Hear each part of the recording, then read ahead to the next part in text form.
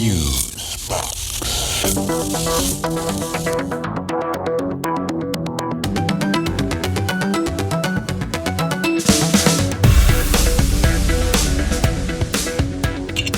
Okay, this is Fusebox, number 166, Algorithmia.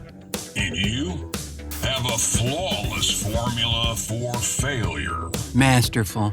Hey, look, my Tube of You feed says I would like this video about watching people watch people play video games while watching YouTube. Yeah, no. Hello, friends, and welcome in to this, the 166th edition of Fusebox, theoretically entitled Algorithmia. And I'm your number crunching because I just love the taste host, Mark Rose, and over there, twiddling the digital bits like there's no tomorrow or a CPAC. The Prime Minister of the Multimeter, Milt Keynes, everybody. Thank you kindly, and don't get me started on that algorithm thing, because we're not only going to get you started, we're going to ride you like a bucking bronco all the way to Googleville, buddy. Okay, but can you at least buy me dinner first? Well, of course. Hey, come on. Chivalry is not dead with me, man. I mean, no, seriously, friends. Yes, among other things, we are going to be chatting about this annoying little item in our daily lives, this thing we shouldn't even really be that familiar with outside of the science and math fans out there.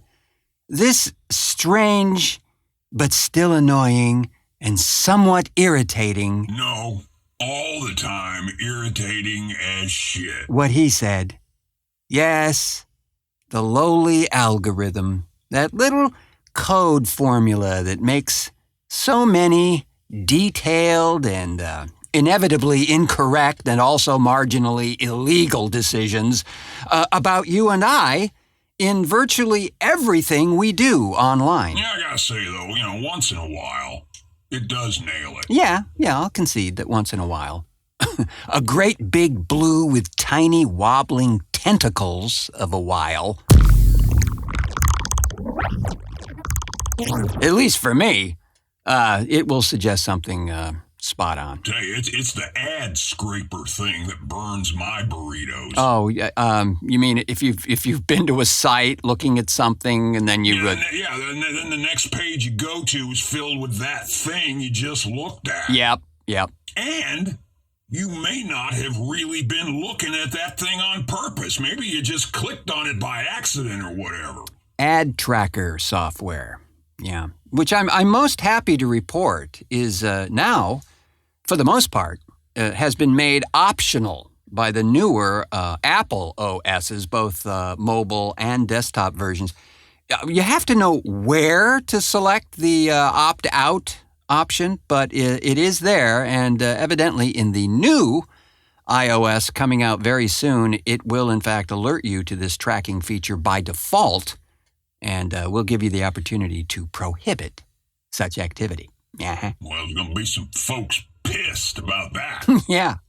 And you know what? You can start with the insects at Book of Face. They were all in a tizzy about this cancellation of their lovely spying tools protocol. Why, you might even say they were all abuzz with discontent. Yeah. Seems to me I read somewhere that Facebook, were looking at legal action against Apple for implementing this thing or whatever. Yeah, good luck with that. See, Apple did it correctly. It's informed consent, opt-in, opt-out. The OS tells you... You want to be tracked? Because this software you're using right now, masquerading as your bestie, is actually spying the hell out of you. It's up to you, though. At which point you can select to continue or opt out of that. Well, wait a minute now. You see, that would go against Assbook's code of ethics, man. Giving you a choice. Or telling the truth. Yeah. But be that as it may, the battle continues for your personal data. I'll tell you one of these things that gets me. You know how at times you get these surveys from companies? Yeah, sure. Wanting to know if you like the product or service or whatever. And also, the tell us what we can do to make this thing better, Sure. Yeah, that's actually a smart idea in most cases, provided they actually listen. Yeah, well, right. And who knows? They say they do it at times. Yeah, so the thing that gets me is if you want me to give you feedback and you say it's very important and valuable and all that kind of pig win, well then pay us for the time. Give me a percentage off coupon or free download or something. Well, I see that, especially if there's a longer than 2-minute survey. Some of the ones I participated in are like 5-10 minutes long, and they can ask a lot of questions. And I'm not really against them doing that because I think many times it does help the developer find out what the audience really wants. But I'd say kicking in, a little appreciation back to the customer would be great. A lot of times, too, that info you fill out for, subscriptions and stuff like that, of course, that goes right into a sellable data bank. And they are selling that shit 6 ways to Sunday. But Mr. Keynes, they say they never sell your information. How about some nice beachfront property in Utah? How's the fishing? Oh, it's awesome, bro. Yellowtail Mormons are to die for. Really? No. So here's the deal. When you see those claims about we never sell your shit to anyone? Yeah. Well, they probably are telling the truth. But the data collection company that collected the data is selling the info, and that's just a simple sleight of hand thing. Well, as usual, buyer beware. I'll tell you what got me started on this thing in the first place. Japanese Pocket Squirrel Monthly got you on a rodent porn email list?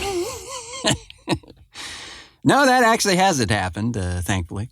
Although I do get some very odd emails by mistake for Milo every once in a while. And it comes from some military surplus store in Shoes for Industry, California. Oh boy, oh boy, oh boy, oh boy, oh boy, oh boy, oh boy, oh boy, oh boy.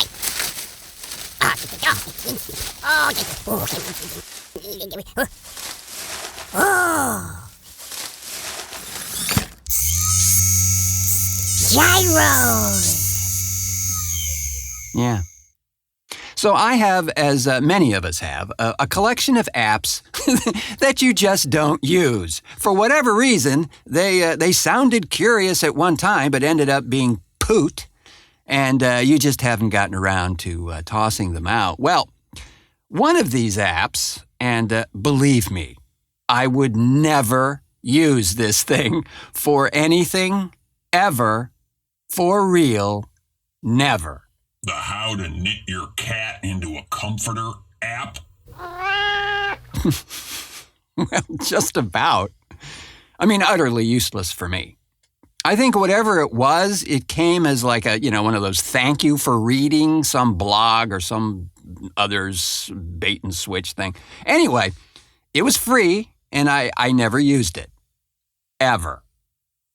But pretty much on a daily basis, I get emails from the company touting this or that and certainly patting themselves on the back for something or another.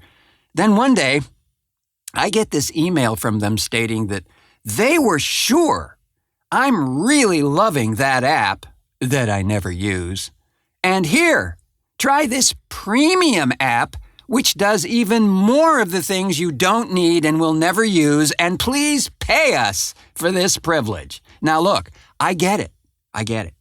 You give something away with the idea that after a while you can get folks to support your efforts. Totally get that. It is actually a great idea. But here's the thing. Developers know when you've used an app, opened it, poked around. Why? Because these apps, phone home every time they are accessed, and some of them phone home even without being opened. Yes, another reason to always check the privileges an app has taken by default. Just saying. So, my main beef there was, folks, I haven't used your app in 4 years. Why would I pay for something I don't use the free version for now? Well, they're just respecting your privacy, Really? Hell no. Of course, hell no. It just it just struck me as odd and then quickly annoying that their database was so dim as to not recognize a user from a non-user. Could be just a scattershot marketing attempt, Just do everybody in the database and see who bites. I suppose. Just seems a wee inefficient. But so it goes. What I'm seeing on the tube of you recently is that all it takes is to, preview a clip, and that subject matter enters your feed super hyper ultra fast. Oh, yeah. You mean just hovering over the thumbnail image of the clip gets... Yeah. I mean, I saw this thumbnail, something, it's kind of weird. I couldn't make out what it was, but I hovered over it to see it move, and hopefully it might clue me into what the fuck it was. Well, in this case, it was some kind of bear walking upright down a mountain trail somewhere, and I guess it was shot from behind. It was a surveillance camera, I think. But hell, the second I refreshed the damn page, right, I had 37 different bear walking upright videos. What? No Bigfoot videos? Oh, I'm sure that's next. Oh, yeah. Well, that phenomenon is quite common. Now, as I said earlier, it actually can be great if you're looking for music in particular. I was introduced to some great old Italian prog-rock that I had never heard of. Really? Yeah. This group called Fusioon, and it's spelled with 2 O's, from back in the 1970s. And if you're a fan of Goblin or PFM, you'll love these cats. Also, a group called Nova, again, just great stuff. Although those guys seem to explore a lot of different musical territory. The album Vinmana is one of my faves. But we digress. Yeah. But anyway, the algorithmic piddle is spreading ever outward, friends. It's a lot like running from a flood or maybe a process server. Yeah, our buddy Rudy G's in the news. Yeah, and out of places to hide, it appears. Orange guy attorney and man leaking from both ends on command. Rudy Giuliani spent a week, evidently, desperately dodging being served a $1.3 billion defamation lawsuit filed by Dominion Voting Systems after he publicly suggested that he would welcome the legal challenge. This according to the New York Daily News. A source told the Daily News that lawyers for the voting technologies company had hired process servers to hand Giuliani its hefty, and I do mean hefty, 107-page lawsuit after the lawyer for former President Donald Orange Guy had ignored requests to accept it via email. Yeah, big surprise there. Quoting, after not responding to requests to waive service, Mr. Giuliani evaded in-person service of process for nearly a week, said Tom Clare, an attorney for Dominion. It took numerous attempts at both his home and office before we were able to successfully serve Mr. Giuliani on February 10th. In a detailed account of efforts to serve Mr. Giuliani, a source told the Daily News that a doorman had locked the door to the building whenever Giuliani entered the lobby, knowing that process servers were looking for the Trump lawyer. According to the Daily News, on February 7th, Giuliani hopped into the passenger seat of an SUV and tried to quickly close the SUV door as a process server lunged forward with a bag full of documents that got lodged between the door. This is not the way it's supposed to be done. You should have gone to my office, Giuliani said, according to the account. Yeah. You're supposed to go after Biden. Yeah. Oh. A driver for Giuliani and the doorman pulled the bag of papers free from the SUV door so that Giuliani could close it, and the process server then placed the bag in front of Giuliani's building, which the doorman had locked, saying, "These documents now belong to Giuliani." But according to the Daily News reporting, the process server saw a maintenance worker toss the bag into a street trash can. What the fuck? After fishing for the bag of documents in the trash, the process server continued to pursue Giuliani for the next 2 days at his office and apartment building. Staff at Giuliani's office ignored messages to set up an appointment to hand off the suit. An assistant for Giuliani finally concluded the chase by accepting service on his behalf on February 10th. Holy carp, man. This is like some trashy reality show. You can't make this stuff up. I mean, $1.3 billion is a rather hefty sum. Well, maybe he and that My Pillow guy can go halvesies.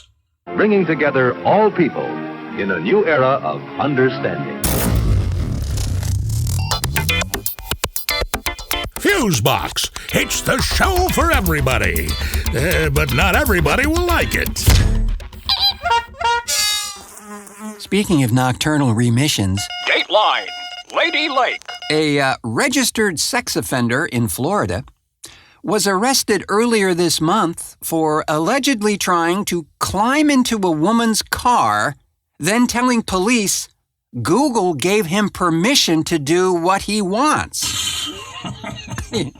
William Baston, 38, screamed, "Let me in," at a busy intersection in Orange County, Florida, before trying to force his way into the victim's locked car as she waited at a stoplight.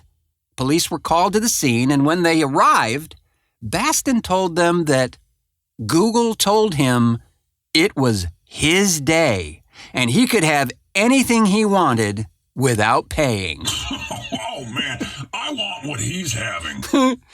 William Baston was released on bond following that incident, but in a really strange twist, was arrested almost immediately and yet again for acting erratically and screaming at Walmart workers.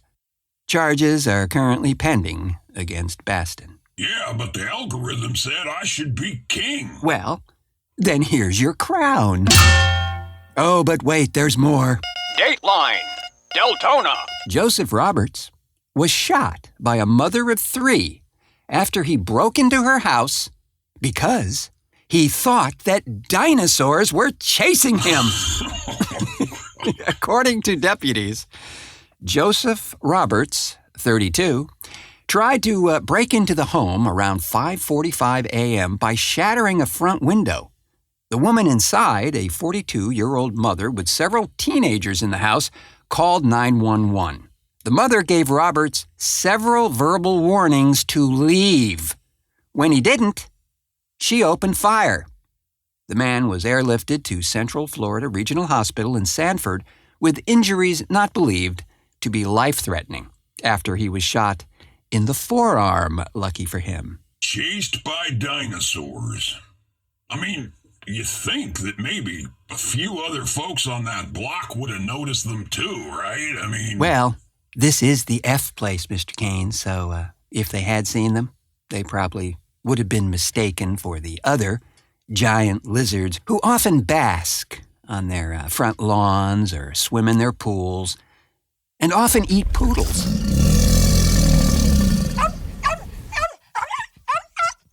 That's right. But last and certainly at the end is this nugget of excellence. In honor of conservative radio host Rush Limbaugh, Republican Governor Ron DeSantis announced last Friday he would order flags in Florida to be flown at half-staff when Limbaugh's body is laid to rest. Rush Limbaugh, who was apparently a Florida resident, died after battling lung cancer, and Governor DeSantis often called him a friend. It's not clear, however, when the flags will be lowered, since the funeral plans for Limbaugh have not yet been announced. The governor said, "When there's things of this magnitude, once the date of interment for Rush is announced, we're going to be lowering the flags to half-staff," DeSantis said at a news conference in Palm Beach County. Of this magnitude? What the flaming fuck? Well, he's not a military guy. Well, precisely, Mr. Keynes. Your thought there, echoed by this rather well-put remark from the Florida Agriculture Commissioner, Nikki Fried. Lowering to half-staff the flag of the United States of America is a sacred honor that pays respect to fallen heroes and patriots. It's not a partisan political tool. Therefore, I will notify all state offices under my direction to disregard the governor's forthcoming order to lower flags for Mr. Limbaugh, because we will not celebrate hate speech, bigotry, and division, Fried said. Fried's direction, of course, only applies to state facilities under her authority, which includes dozens of regional offices and agricultural inspection stations. According to Florida's state protocol, flags should be flown at half-staff primarily for federal officials, members of Congress, prominent state officials, law enforcement officers, firefighters, and members of the armed forces from Florida. Yeah, and let's not forget the great public service he did, like when he once told a black caller to, quote, "Take that bone out of your nose and call me back." Brilliant. Yes, a true hero. A true actor, for sure. Remember, folks, this was the guy who used to do rock and roll radio. Just saying. It's why we must forever ponder the depths of the impenetrable, to seek the elusive wisdom of the buffoon, to ask the time-encrusted and somewhat stunctious question, What the fuck, Florida?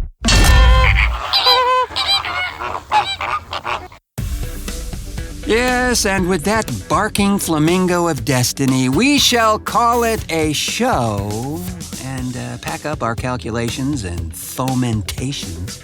Squeeze back here under the rotten avocado green linoleum, but not before thanking our contributor to the program, Nico Lane, for algorithmic excellence in stager deployment, as well as the lovely and talented Bruce Milo. Thanks as well to the decibel counting wizardry of the Deacon of Dials, Milt Keynes, for technical assistance, and so forth and so on. Oh, true slice.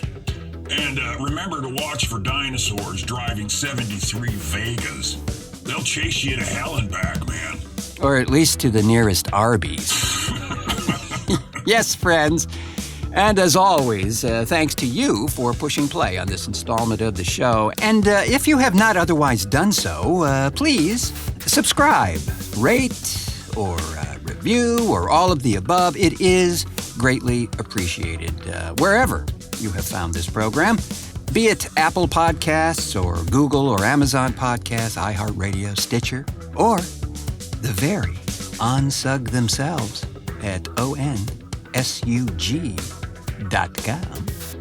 Big thanks to you, most graciously.